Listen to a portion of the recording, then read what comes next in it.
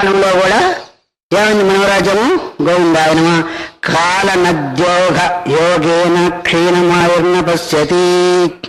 కాలమనే నది మహాప్రవాహంతో ప్రవహిస్తుంది, ఆయుష్ క్షీణిస్తా ఉంది, దాన్ని మాత్రం చూడడం లేదు. మధ్యలో అక్కడ ఆయుష్ క్షీణించింది, ఇక్కడ ఆయుష్ క్షీణిస్తుంది. కాలమనే నది తన యొక్క ఓఘ అంటే ప్రవాహము మహావేగంగా. ఒక్కొక్క దగ్గర నదులు ఎంత స్పీడ్గా పోతా అంటే మీరు అక్కడికి పోయి ఉంటారు, బద్రీనాథ్ పోతే సరస్వతి నది అక్కడ ఎంత స్పీడ్గా ప్రవహిస్తుంది అంటే ఒకసారి అందరు పడిపోయేవాడిని, మేమందరూ కూడా పోయినప్పుడు. హరిద్వారంలో అంత స్పీడ్ ఉండదు, అక్కడ ఉన్నంత స్పీడ్. అది అట్లాగే మన యొక్క కాలమనే నది దానికి ఓఘ అంటే ప్రవాహ వేగము క్షీణమాయన్న పశ్యతి. ఇన్ని అనుకుంటా ఉంటే చేస్తా ఉంటే ఆలస్యము క్షీణించిపోతోంది. మేఘచ్చన్నోంశమాలీవ మాయా మోహితోధికం.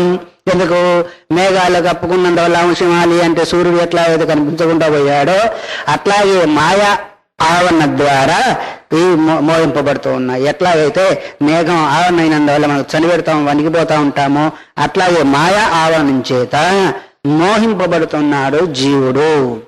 మోహానికి కారణమైంది ఇప్పుడు మాయావరణ. కించిది కర్తాచ కించిజ్ఞో లక్ష్యతే పరమేశ్వర.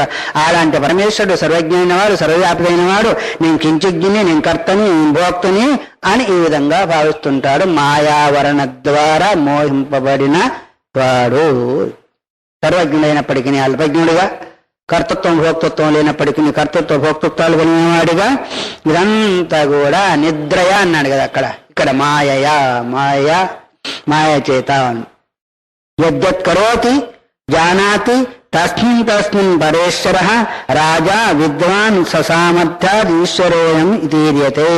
ఏదేది చేస్తూ ఉంటాడు, జానాది ఏదేది తెలుసుకుంటూ ఉంటాడు, దానిలో పరేశ్వర అంటే ఆ పరాత్పరుడై ఉన్నవాడు, పరతత్వం ఉన్నవాడు రాజు అయ్యాడు, విద్వాంసుడయ్యాడు. దేనివల్ల ససామర్థ్యాలు తన యొక్క తనే రాజు అయ్యాడు, తనే సేవకుడయ్యాడు, తన విద్వాంసుడయ్యాడు, సర్వం తానే అయ్యాడు. ఏది చేస్తున్నాడో దాని ఎందు తనే రాజు అయ్యాడు, తన విద్వాంసుడయ్యాడు, తను ఇంకోటి అయ్యాడు. రకరకాలుగా తనే అయ్యాడు, తనకంటే భిన్నంగా ఇంకొకటి అయ్యేదానికి అవకాశమే లేదు అనేదాన్ని ఇక్కడ మనకు గుర్తు చేశాడు.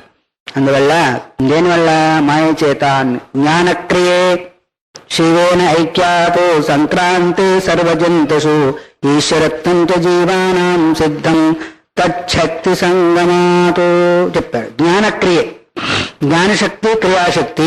శివేన ఐక్య సంక్రాంతి సర్వజన్, సమస్త ప్రాణులలో కూడా జ్ఞానశక్తి ఉంది, క్రియాశక్తి ఉంది. ఈ క్రియాశక్తి ఎప్పుడైతే ఆ తత్వం చేత ఐక్యం ఉందో ఈశ్వరత్వం జీవానాం సిద్ధం తచ్చక్తి సంగమాతో. ఈశ్వరత్వ జీవులు ఎప్పుడయ్యారు? జ్ఞాన క్రియాశక్తి అంతా కూడా సంక్రమించినందువల్ల సమస్త జంతువులలో ఆయనే ఈశ్వరుడయ్యాడు, ఆయనే జీవుడు అయ్యాడు. తచ్చక్తి సంగమాతో అంటే ఈశ్వరుని యొక్క శక్తి సంక్రమించినందువల్ల తానే ఇన్ని రకాలుగా అవుతున్నాడు. ఎట్లాగైతే ఇంకోటి చెప్పాలంటే అగ్నిలో పడే ఇవన్నీ కూడా అగ్నిలో ఇనుపగుండ పడింది అనుకోండి, దాని ద్వారా ఐక్యమైనందువల్ల ఇనుపగుండ కూడా కాలుస్తుందా లేదా? అట్లాగే శివైక్యం చెందినందువల్ల ఆ శక్తి కూడా జీవుడికి వస్తుంది. కాబట్టి తదాకారాన్ని పొంది తత్క్రియనే పొందుతూ ఉంటాడు. ఆకారము దాందే. ఏమాకారం? అగ్ని ఆకారము, ఎరుపు ఆకారం అనుకోండి. దాని క్రియ ఏంటిది?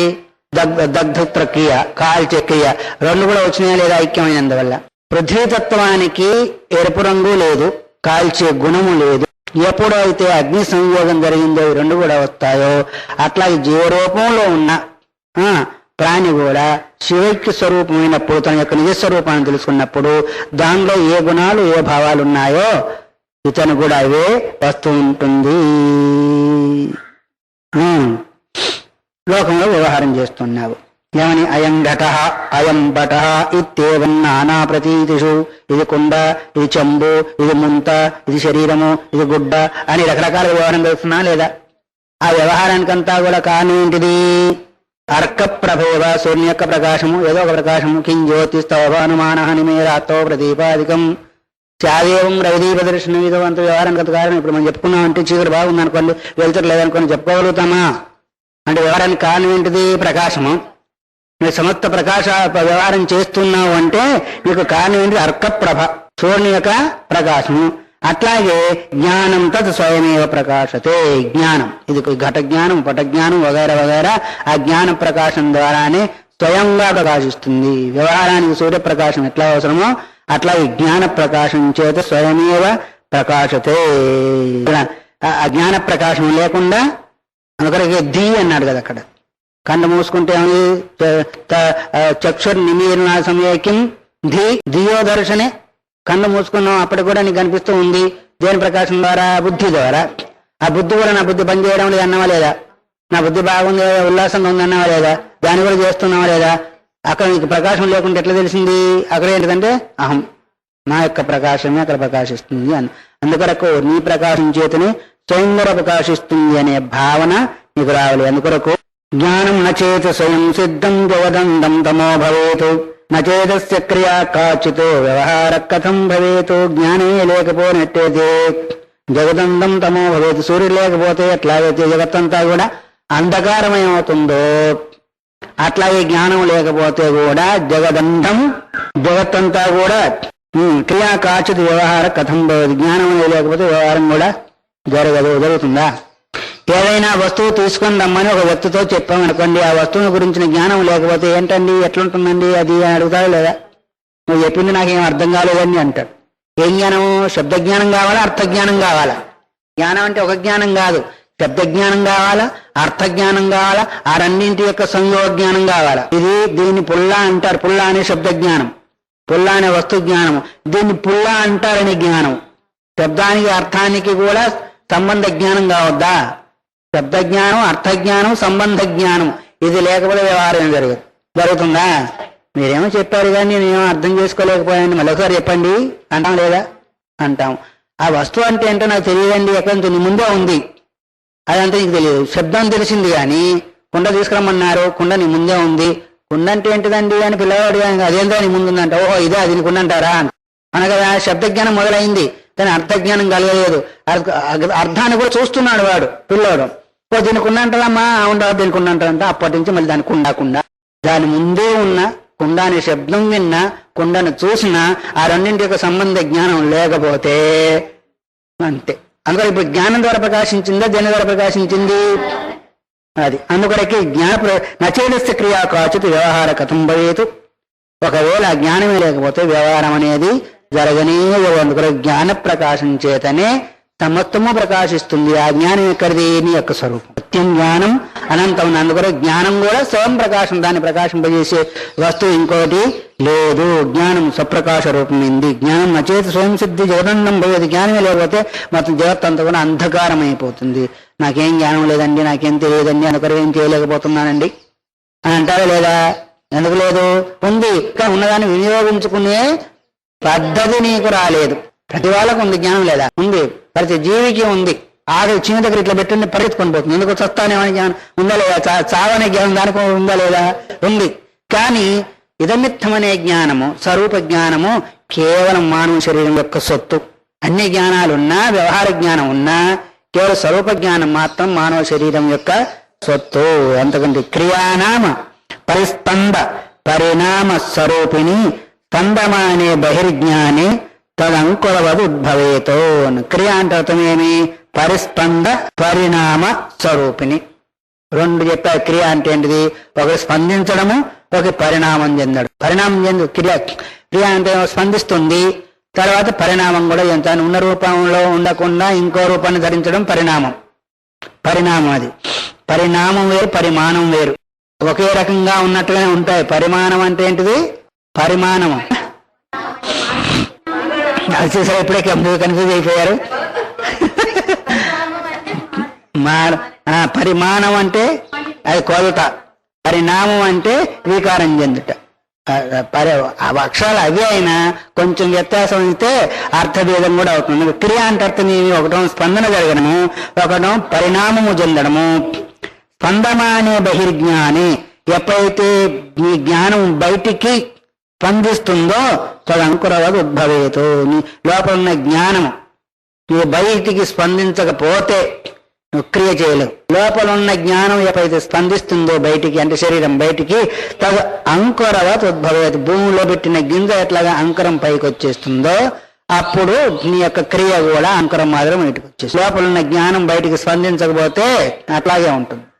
గింజకు నీళ్లు దాని యొక్క తగిన ఉనికి లేకపోతే ఎట్లాగైతే అంకురం రాదో అట్లాగే నీ లోపల ఉన్న సంస్కారం అనే జ్ఞానము బయటికి ఉద్భవించకపోతే క్రియ జరగదు. నిద్రపోతున్నా అనుకోండి, అదే పని చేయమని చేస్తాడా? చేయడు. ఎందుకు చేయడు? వానిలో ఉన్న జ్ఞానం బయటికి స్పందించాలి. ఎప్పుడైతే బయటికి సంపిస్తూ అప్పుడు ఆలింతలు లేపుకుంటూ రకరకాలు చేసుకుంటూ అప్పుడప్పుడు మిగతా క్రియలన్నీ కూడా జరుగుతూ ఉంటాయి. అందుకొరకు స్పందన క్రియ ఏంటిది? ఒకటి స్పందన, ఒకటి పరిణామము. అప్పుడు రకరకాల పరిణామం చెంది రకరకాల క్రియలు చేస్తూ ఉంటావు. ఆ జ్ఞానం స్పందించింది, ఒకటి అయిపోయింది. తర్వాత పరిణామం చెందింది. పరిణామం చెందాలంటే అర్థమే ఉన్నట్టుగా ఉండకుండా ఇంకో రూపాన్ని ధరించడం కదా పరిణామం అంటే. అట్లా నీ జ్ఞానము ఎలా ఎలా పరిణామం చెందుతా ఉంటే అలా అలా ఎలా వంట రూపంలో పరిణామం చెందింది, స్నాన రూపంలో పనిచేయాలని చెప్పింది, ముఖం కరుక్కునే రూపంలో పరిణామం చెంది ఒకరొకరే చెయ్యి ఆ క్రియలంతా కూడా జరుగుతుంది. ఇదంతా మనం గ్రహించగలిగామా? లోటు జరుగుతూనే ఉన్నాయి కానీ మనం గ్రహించలేదు. ఎందుకంటే ఆ విచారణ మనకు రాలేదు. అందుకొరకు క్రియ అంటే పరిస్పంద పరిణామ స్వరూపిణి. స్పందమాని ఎప్పుడైతే స్పందించిందో అది బహిర్జ్ఞానం, మీ లోపల ఉన్న జ్ఞానము ఎప్పుడైతే స్పందన జరిగిందో అప్పుడు అంకురవత్ ఉద్భవేత్. అందుకొరకు ఎప్పుడైతే భూమిలో ఉన్న గింజ బయటకు వచ్చేసిందో అప్పుడు లోపలున్న అంకురం మాదిరిగానే ఇక్కడ కూడా నీ జగత్తంతా కూడా రకరకాల స్పందన జరిగి మళ్ళీ క్రియ జరుగుతూ ఉంటుంది. అందుకొరకు ఆత్మని మాయా బహిర్వోద్భూతం యదా నిద్రయ అన్నాడు. సాక్షాత్కృతే ప్రబోధ సమయే అంటే ఎప్పుడు అయితే నీ యొక్క స్పందన జరిగిందో అప్పుడు క్రియ జరుగుతుంది. స్పందన లేకపోతే క్రియ జరగడానికి అవకాశము లేదు. అందువల్ల ఉత్పాద్య ప్రాప్య సంస్కార్య వికార్యోపశ్రయ క్రియ ఇవన్నీ కూడా చెప్పుకున్నాం. ఎక్కడ చెప్పుకున్నాము? నైష్కర్మ సిద్ధిలో క్రియ అంటే 4 రకాలుగా ఉంటుంది. ఒకటి ఉత్పాద్యము అంటే లేని వస్తువును ఉత్పన్నం చేయడం. తర్వాత ప్రాప్యం అంటే పొందని దాన్ని పొందడము. తర్వాత సంస్కార్యం అంటే ఉన్నదాన్ని సంస్కరించడము. తర్వాత వికార్యం అంటే ఉన్న రూపం లేకుండా ఇంకో రూపాన్ని పొందడం. ఈ 4 క్రియ అంటే.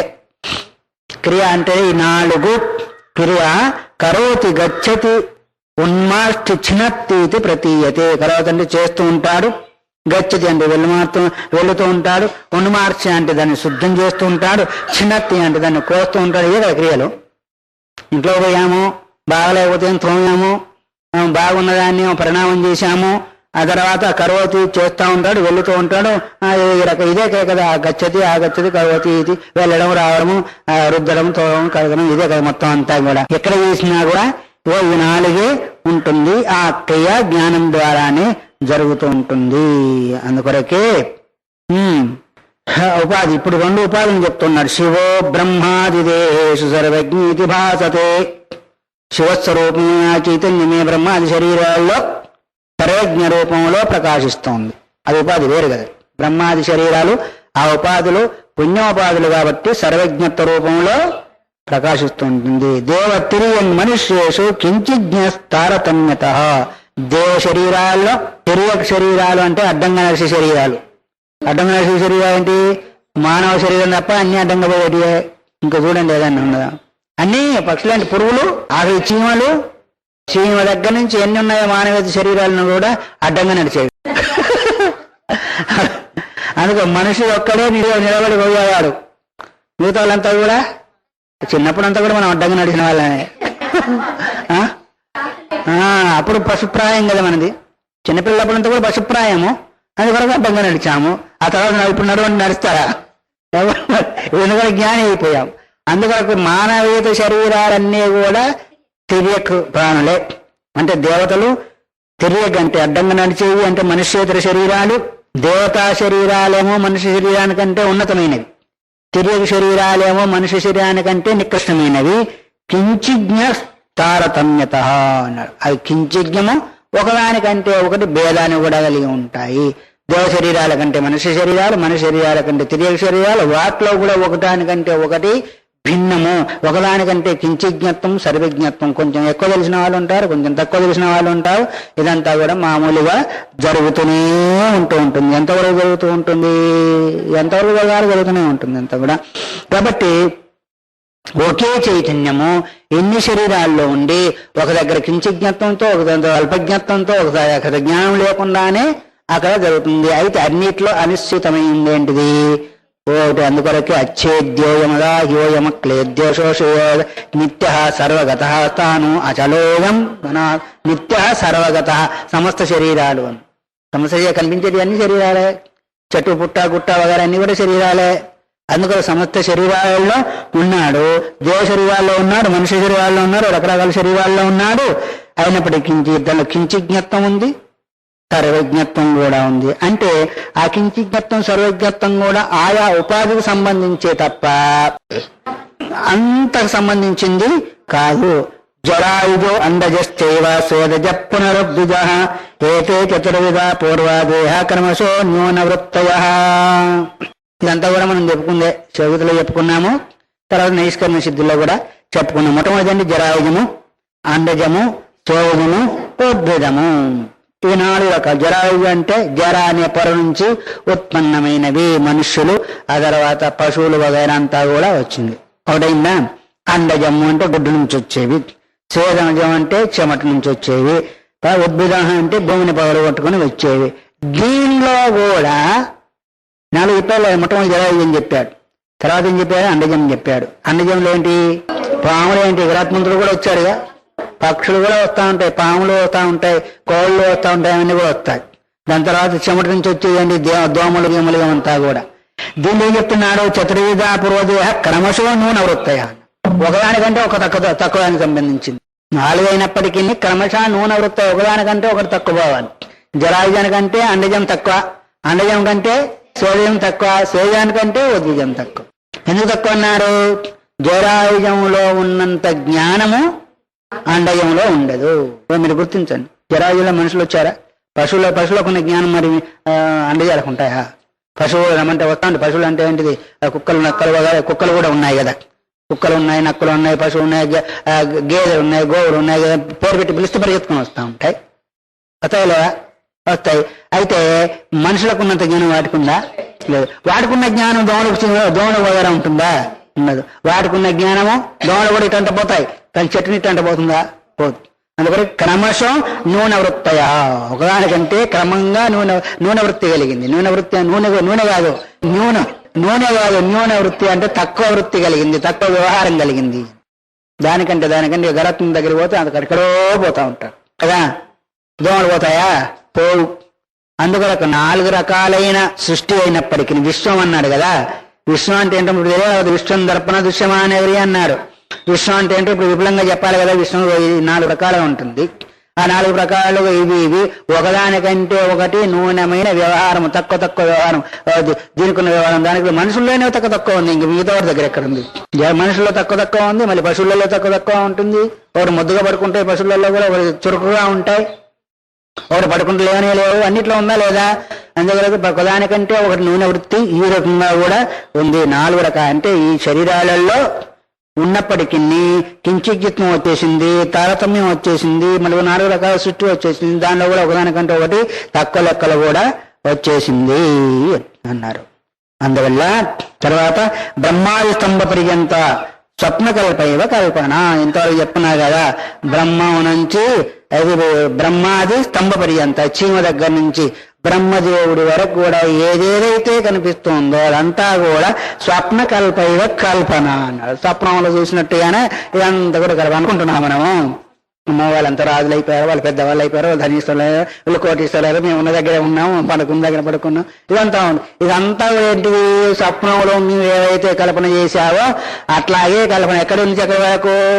బ్రహ్మదేవుని దగ్గర నుంచి చీమ వరకు కూడా సాక్షాత్కృతే అనవచ్ఛిన్న ప్రకాశే పరమాత్మని, ఆ అనవచ్ఛిన్నమైన ఈ అన్నిట్లో అనిశ్చితమైన పరమాత్మ ఒకరు చూసినట్టయితే, చిన్న బల్బు ఉంది, పెద్ద బల్బు ఉంది, ట్యూబ్లో ఉంది, 100 క్యాండిల్ ఉంది, 1000 క్యాండిల్ ఉంది, ఇవన్నీ పెద్ద పెద్దగా ఉన్నాయనుకుంటే ఇవన్నిట్లో అనుసూతమైంది ఏంటిది?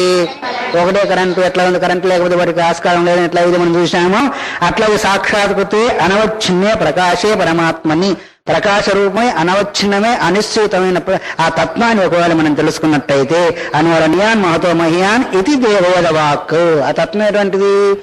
అణువు కంటే అణువు ఎందుకన్నారు? చిన్న జాన్లో కూడా ఉందా లేదా? చిన్న పురుగులు కొన్ని పురుగులు మనకు కనిపించిన కరుపుంది, దానిలో కూడా ఉందా లేదా? పెద్ద పర్వతంలో కూడా ఉందా లేదా? అందుకొరకు అనిశ్చితమైంది కాబట్టి ఆ చిన్న శరీరంలో ఉంది, పెద్ద శరీరంలో ఉంది. అణువు కంటే అణువు, మహత్తు కంటే మహత్తు. ఇది వేదవాక్. వేదవాక్ చెప్పింది. అందుకొరకు రుద్రోపనిషదప్యేవం స్తౌతు సర్వాత్మకం శివం. రుద్రోపనిషత్తు కూడా చెప్తుంది అంతా శివస్వరూపమని. అందుకొరకు సర్వాత్మైంది, ఈ శివస్వరూపమైంది. అందువల్ల ఇక్కడికి దీన్ని వ్యాఖ్యానం చేస్తూ సురేశ్వరాచార్యులు ఈశ్వర గురు ఆత్మీయతి మూర్తి భేద విభాగనే ఆ ఒకే తత్వము, యోగ తత్వము అన్నిట్లో అనిశ్చితమైన ఆచత్యమే ఈయన ఈశ్వరుడు, ఈయన గురువు, ఈయన జీవుడు, ఈయన ఫలానా అని మూర్తి భేద విభాగమే. ఎందుకు? ఆయా స్థానాన్ని బట్టి, ఆయా సంస్కారాన్ని బట్టి ఈయన శాసించేవారు లేదా పరమాత్మ, ఈయన గురువు, ఈయన జీవుడు, ఈయన స్త్రీ, ఈయన ఫలానా ఫలానంతా మూర్తి భేద విభాగిని. వ్యోమవద్ వ్యాప్త దేహాయ దక్షిణామో. ఇదో మనం రోజు చదువుకున్న శ్లోకం ఇక్కడిది. ఈశ్వరు వృదాత్మేతి మూర్తి భేద విభాగిని వ్యోమవద్ వ్యాప్త శరీర. ఆకాశం ఎట్లాగైతే సర్వవ్యాపకమైందో ఆయన శరీరం కూడా సర్వవ్యాపకమై ఉంది. ఇక్కడికి ఒక ఉల్లాసం, దీన్ని ప్రథమ ఉల్లాసం అంటారు. ఒక శ్లోకానికి మనం ఆ విధంగా సంక్షేపార్థం, ఈ విధంగా విశేషార్థాన్ని కూడా అందుకొరకే ప్రబోధ సమయ అనేదాన్ని మనం ఎప్పుడు గుర్తుపెట్టుకుంటే, నిద్రను ఎప్పుడు గుర్తుపెట్టుకుంటే, దీన్ని మనం కంపారిజన్ చేసేయగలిగితే అప్పుడు మన బండి ముందుకి పోతుంది. లేకపోతే ఎక్కడ ఉన్నాము, దగ్గర ఉన్నానులే, ఇంకొక ఇప్పుడే తొందర వచ్చింది, అప్పుడే లేవాలి, అది కూడా కాలేదు, 6 తర్వాత లేస్తాండే అంటూ ఉంటుంది మనస్సు. 6 అంటే అర్థం ఏంటిది? ఇంకా ముసలితనం వచ్చిన తర్వాత అప్పుడు జ్ఞానాన్ని పోతాను, 60 ఏళ్ళు దాటిన తర్వాత. అదేగా అందుకొరకు మూర్తిభేద విభాగిని. ఈ మూర్తులంతా ఇప్పుడు 4 రకాలు చెప్పారు. చిన్న పురుగు దగ్గర నుంచి కూడా బ్రహ్మదేవం వరకు చెప్పారు కదా. దానిలో వ్యాపించిన దేహం అంటే సమస్త శరీరాలు అందులోనే నిహితమై ఉన్నాయి. బహిర్వద్భూతయ, లోపల ఉన్న ప్రపంచమే బయటికి వచ్చినట్టుగా కనిపిస్తుంది అనేది. అందుకొరకు ఈ విధంగా భగవంతుని యొక్క అనుగ్రహం చేత ప్రథమ ఉల్లాసాన్ని మనం అనుసంధానం చేయగలిగాం. మిగతా విషయాలు రేపు. హరి ఓం తత్సతో. సహనో భవతు సహనో భునక్తు సహ వీర్యం కరవావహై తేజస్వినావధీతమస్తు మా విద్విషావహై. ఓం శాంతి శాంతి శాంతి.